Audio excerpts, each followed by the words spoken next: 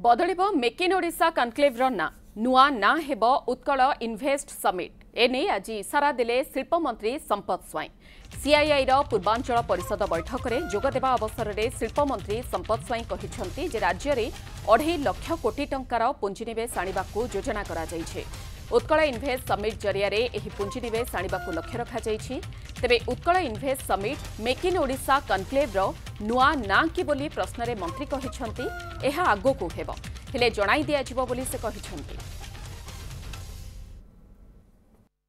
CII रो third counselling meeting थिला। Meeting रे बहुत इंडस्ट्रीज रो बोर्ड ऑफ डायरेक्टर प्रेजेंट थिले।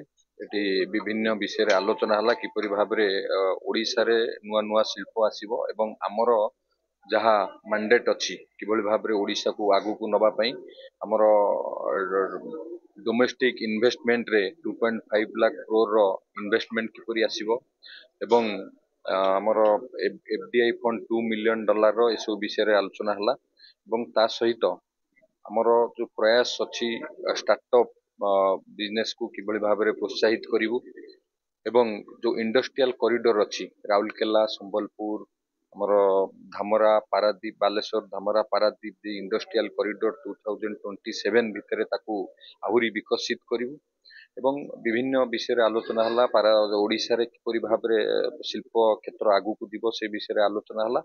निश्चित भाबरे सीआईआई आउ सीआईआई जो थर्ड काउंसिल मीटिंग थिला निश्चित भाबरे हमकु ओडिशा रे शिल्प क्षेत्र को आगु दिबा को ये सहायक हबो।